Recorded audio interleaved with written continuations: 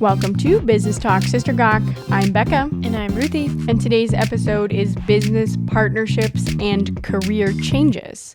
And I was looking forward to this episode for quite some time because it kind of is a accumulation of, we have a research that we've been doing on business partnerships. And we're going to be having another episode coming out with another couple that is business partners, other two people. But today we're going to be talking a little bit about our business partnership and then also to just career changes, because this is part of that. If you missed the first episode, it's right before this. It was strategizing career moves to become an entrepreneur. And all of this kind of goes together. So if you're following along with that, I'm really excited to keep that conversation going. So Ruthie, you want to tell us a little bit about the topic at hand today? Yeah, so we're going to talk a little bit about kind of our partnership together and how we decided like what the purpose of our show was and why we decided to start moving forward with that. So basically Becca had just, Becca's always been very passionate about entrepreneurship and had just asked me if we were going to do, she's like, would you do a podcast with me, Ruthie? I think that we could really impact people's lives. And so I was like, okay, well, I won't be able to do this for another several months. So then she was like, yeah, that's fine. I think in my head, I was like, this will deter her. She wants to do this right now. And then she was like, oh yeah, that's all right. And I was like, okay. So yeah, then fast forward, I think it was like 4 months later, 2 months later, maybe. I don't know. It was October and we launched in February. So it was a while. Yeah. And then we started, and our first episode was a little bit sad, but it was, but it was like, you know, we did it, and we just went for it, and we got to interview a young girl about like her snack company, and then we didn't end up using that episode because we accidentally had our mic turned down the whole way. Oh, this is embarrassing. Mm-hmm. So, but like kid. Just things that I just wanted to talk about, like specifically things that we've learned in being in partnership with each other. Because Becca and I are both like extreme verbal processors, we have to stay in constant communication. And like that's something that it just builds. Like if we stop talking, then it like gets bad and it's not good. And then we usually end up having some explosive argument where we say all the things that we haven't been saying for the past 2 months. And I tell Becca all the time, and tell my younger sister too, who is also a verbal processor, that I would rather spend 40 minutes screaming at each other than 40 years of not talking to each other. And but for the record, I feel like we've come a long way. We don't scream at each other. Well, that's not true. No, I mean, but like it's been years since we really like scream. I feel okay. Like. Well, throwing wrenches, that's subsided. At least we've come that far. No. Yeah. I do think we've like come a long ways yeah. in terms of our relationship part. But yeah, and one of the things that I would say about the communication thing that I've really appreciated about Ruthie, and we know a lot of business owners. I mean, we've interviewed a lot of people. Mm-hmm. We know a lot of business partners. And one of the things that I have really appreciated that we consistently do when we're having discussion is saying, like, thinking, what can I do to understand the other person's perspective?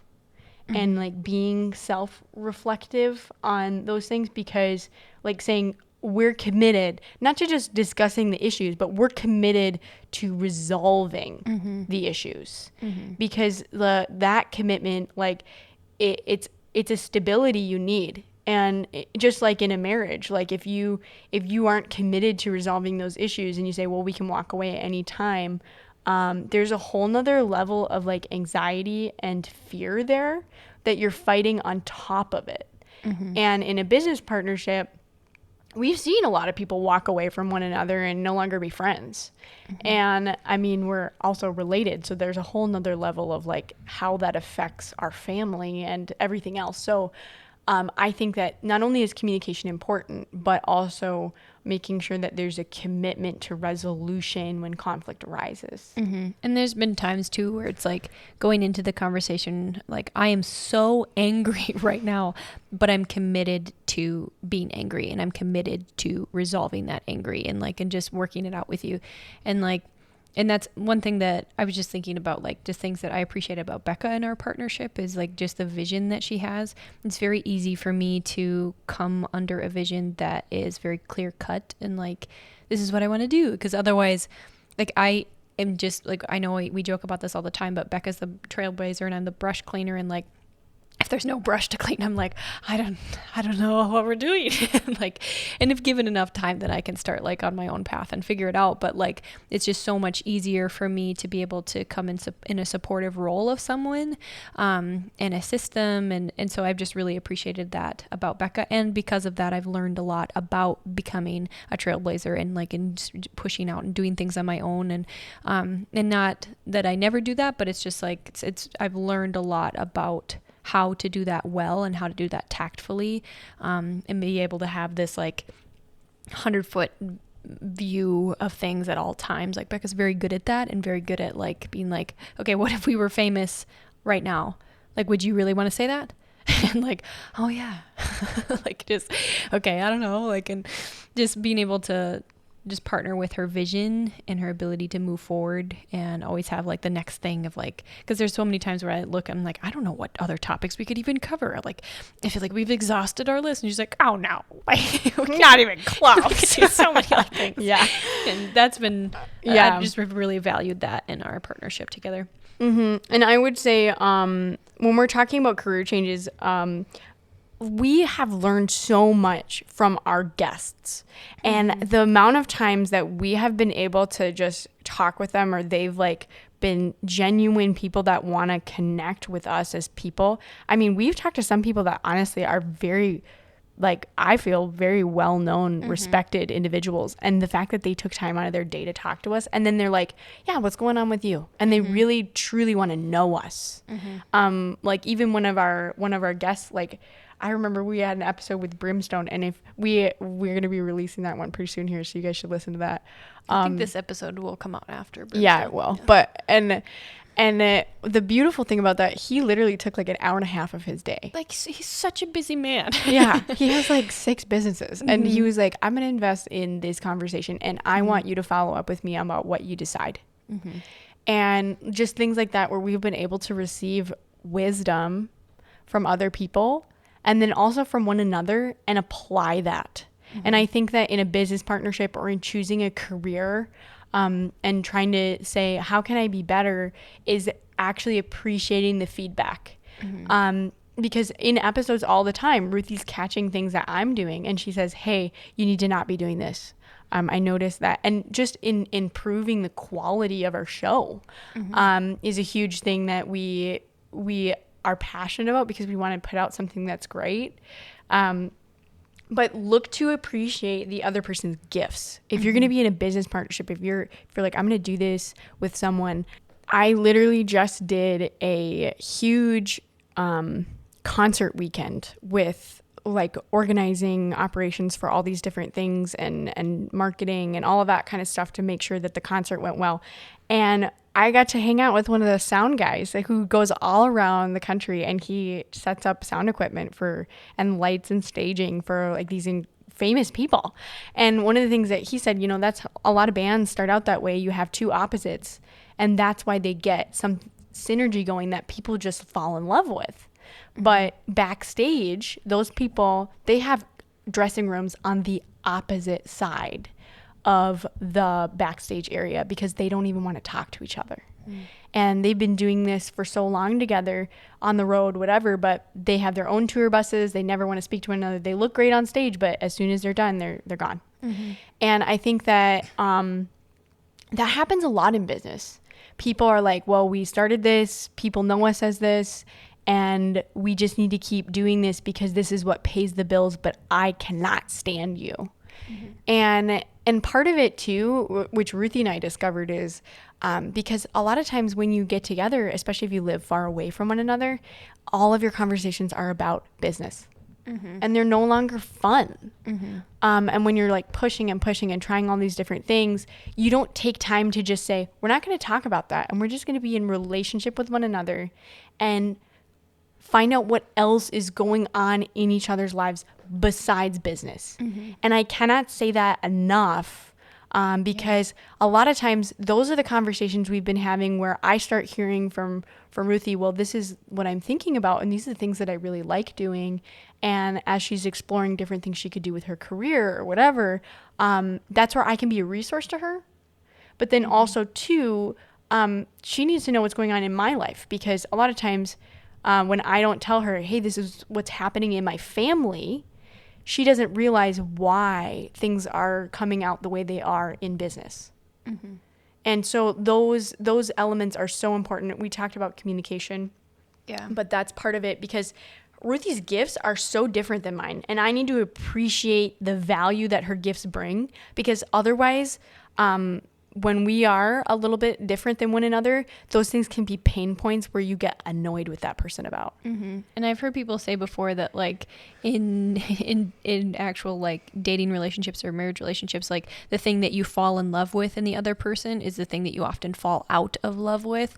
So if it's like somebody that's really confident, then eventually you're like, I hate them, they're so prideful, or like they're so like loving to other people. It's like, I hate that they never want to spend time with me and love me because they're so focused on other people. And like, so just kind of what is the opposite of that thing that they do really well. And like, and so you just kind of have to be aware of that, and like, and just be open with them and be honest with them.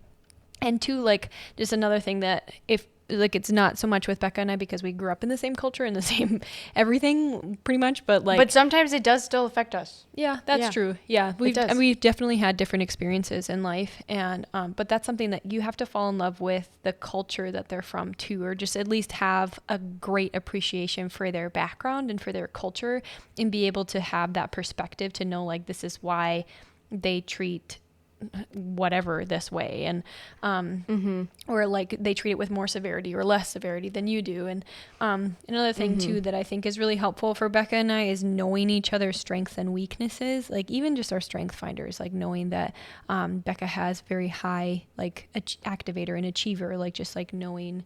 Do you have those? Yep. Yeah. That's what I thought, because I have a high achiever but not activator. And like, anyways, but just kind of being aware of those things. And then also too, it's really, really, it has been so valuable for us to have Joel, Becca's husband, who is You need a mediator. You need a mediator, because like when there's just, especially when it's a partnership of just like two people, you need to have that tiebreaker sometimes, or you need to have someone to just be able to be there to like help you hash things out and process, because a lot of times like emotions can blind you, and opinions and biases can blind you, but just being able to have somebody there that can be that level playing field. And I don't know, like, and some people would be like, well, why would you choose Becca's husband? Wouldn't you side with him? Joel is incredibly unbiased. Like, he so is. Yeah, we are very, very He's very good at calling me out on stuff. Yeah, in ways that like I can't, you know, like in ways he's way more gracious than both of us put together. Seriously, like just a bucket of grace. Yeah. And then also, like, another thing, I know this probably is common sense to a lot of people, but getting things in writing, and just kind of like, so you know, like, these are your responsibilities and these are my responsibilities. And then when you're moving down the road, it's like, well, I thought you were going to do that, but we wrote down you were going to do that. And like, it just has been, I don't know. I feel kind of hypocritical in that, because I literally wrote all these contracts. Yeah. But it was good. And like, we needed that. And that's been really helpful for both of us. Yeah, especially when it comes to like trying to figure out compensation or whatever, like having some resources in that for partnerships. I just finished Profit First with my business mentor, and that was something that was so incredibly helpful to me. Which is a book. Profit First by Mike Michalowicz. Very good book, just to be able to understand like how to manage your finances. It's really helpful. And then another thing that I like really think was so helpful in these are just really silly, but Ruthie's really good at celebrating small things. Like, I would text her and say, hey, I just want to let you know I scheduled out all these things in the podcasting platform and put this stuff and scheduled out for social media. Just wanted to let you know that that's done. Let me know when your stuff is done. And she'd be like, wow, amazing. Look like at you go. She literally like send back in all caps, like these text messages like, that is phenomenal. And I just like was like, wow, I really like that. And so I started realizing, okay, this is not my personality, but I need to do that for Ruthie because I think that's something she also needs because she's giving it. And so anytime like she would do stuff, I'd be like, amazing job. That's a lot of work and like all this stuff. So celebrating like stupid small things is so important to like keeping like that, even if it just feels ridiculous. Like it's important to do to encourage one another. Like the mundane everyday stuff of your work. Yeah. You're like, I know that probably gave you a neck cramp. I am so proud of you for pushing through. And If so there was like a mascot for our podcast, it would be a neck cramp. Can I just have chronic neck issues? And so we just joke about that. We're like, hey, why we could sit on the ground for this episode? Nah, that's not going to work with either of our necks. yeah. Yeah. Fair enough. Fair enough. Yeah. And then I think like we're going to talk, I don't want to miss out on this because we were like, you got to listen to this episode because there's some big changes happening. So in this journey, like we talked about, we take feedback from a lot of our guests and all this stuff. Ruthie's going through some really cool things and we want to talk about it. So tell us your news. Yeah. So in all the stuff that I've been learning and the things that I've done with financial coaching and all that, just kind of the natural next step for me has been to step into a financial advisor role. So that is what I will be pursuing. And because of that, I will no longer be able to be a part of the podcast. So I will be leaving. Which is like, I've had a while to process. I've had a while. Yeah, it's been bittersweet, but it's exciting, and I'm really looking forward to what's next for me. And I just kind of wanted to talk a little bit about what that has looked like for me in my journey, and and just kind of breeze through. I won't get in too much of the nitty gritty, but I knew that I kind of wanted to move towards this. Rebecca had originally approached me about like just partnering with a gentleman who's retiring. And I was like, nope, like, don't want to do that. And then just because I was like, that sounds really hard. Like, that sounds like a big kid move. And then as I like sat with it for a couple months and I was like, actually, yeah, this is just the next step of kind of what I'm already doing and what I really enjoy doing. And so then I started pursuing it and went through the whole application process, which took about 3 months and all that. And it just like, but in that time frame, I was working for a big company that worked a lot with financial advisors. And so I just kind of had like this sideline view of the financial services industry and just being able to have all these really cool conversations with financial advisors, just like about their day-to-day work. Like it wasn't like, I don't know, like the technicality. It was just like, what do you like about your job? Like, why do you like that? Like, what has been your favorite part about that? And like, and what got you into it and what keeps you in it? And just really being able to do this kind of primary research a lot, which was really fun and cool because I just got to have, I don't know, like it's basically like sitting at the water cooler, but just hearing not about like specifics of people griping about specific people that they're working with, but just like, here's the things that I enjoy about what I do. And so many people were like, this is a career. It's not just like the people were in it for like 15, 20, like 30 years of financial advising. And so then it just kind of gave me this sense of like, it seems like people really like this. I think that I do, just like continuing to reiterate like, yep, this is what I want to do. Yep, this is what I want to do. Well, and that's kind of in the last episode, we talked about choosing jobs that give you things that you can learn about that industry to see if that's something you really want to pursue further. And I think that gave you the perfect opportunity to do that for a really long time. Yeah. And I will say there was times where you were talking with me like, this is something that I learned. This is a really male dominated industry. And there are some cons with that. Or different things that people were able to give you from different perspectives of even different financial institutions and the culture differences. And you really able to like get a lot of culture information that you normally would not get. Yeah. And especially like that was really, really valuable for me, like learning about the different firms because I worked with so many different firms and like hearing about the atmosphere of each of them and kind of like specifically how they treat women. Was was really valuable for me. And it was funny. I was talking with one financial advisor and she was like, it used to be, because when I told her I was pursuing this and stuff, because I didn't tell a lot of people when I was working at my other job, but it was towards the end. And so I just told her, and she was like, it used to be that I'd sit in a meeting and I'd look around and it was all men. And she was like, and now, well, actually, to be honest with you, it's still all men. And I was like, great.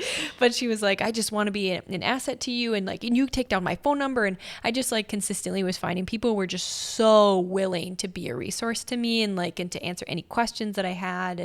And that was so encouraging too, to just know that I would have support from so many different angles. And I don't know. And it's just been fun. It's been really cool to learn about and get to meet different people and feel like I'm moving towards something that I know that I'll enjoy, because it's just kind of where, I don't know, it aligns well with my heart, which is cool. Well, and I do want to add, this is something that literally is the focus of our podcast. Yeah. We want people to be able to find where their passion meets profit.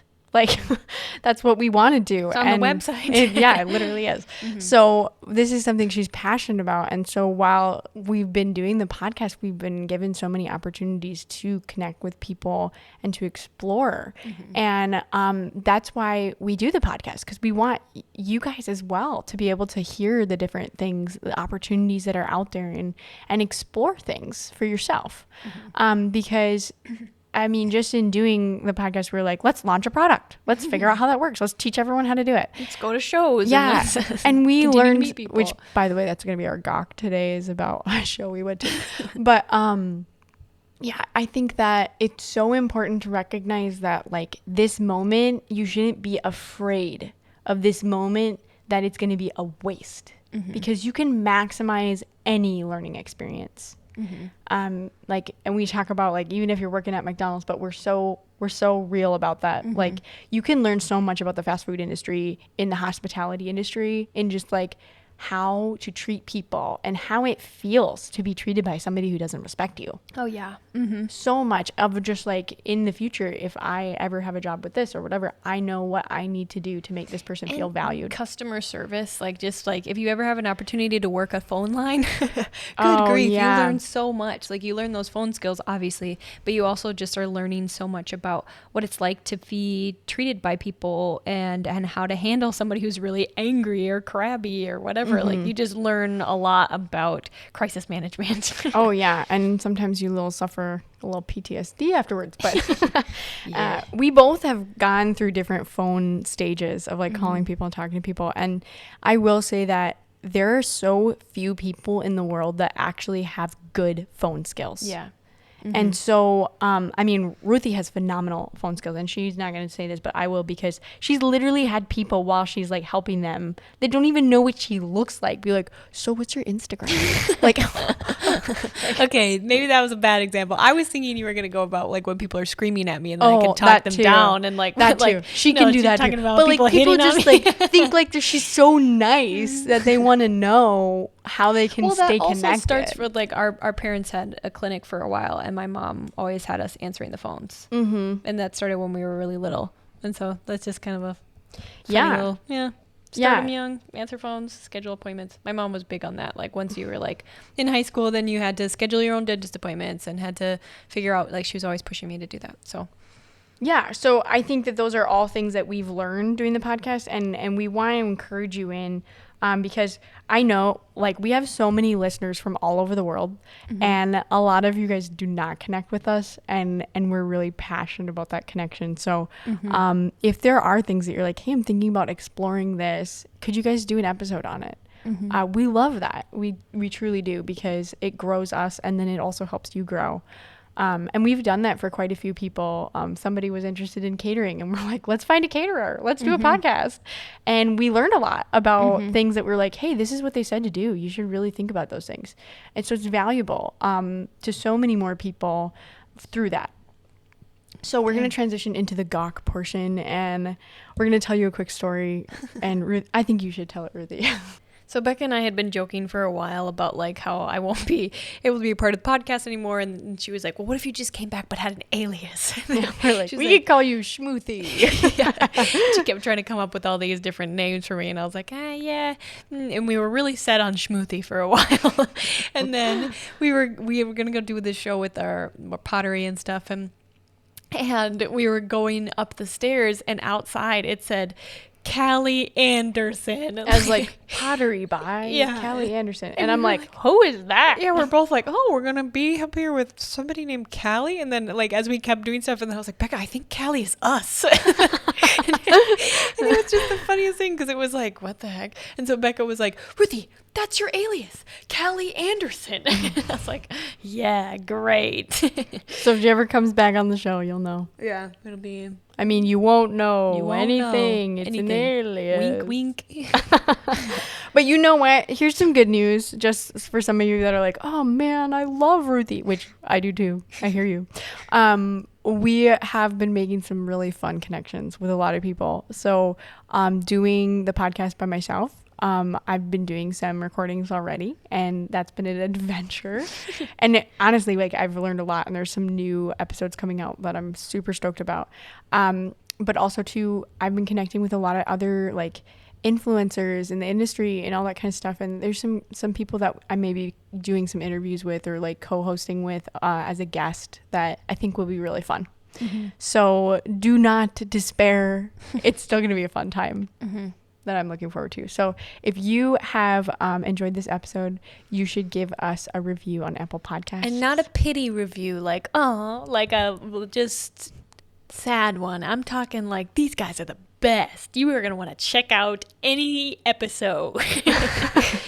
Yeah. And you know what? We're going to see you all next week as well. Or I will anyways. And I'm looking forward to this new season. And I'm so appreciative to all of our listeners for going on this journey with us. We love interacting with you guys. And it's been super fun.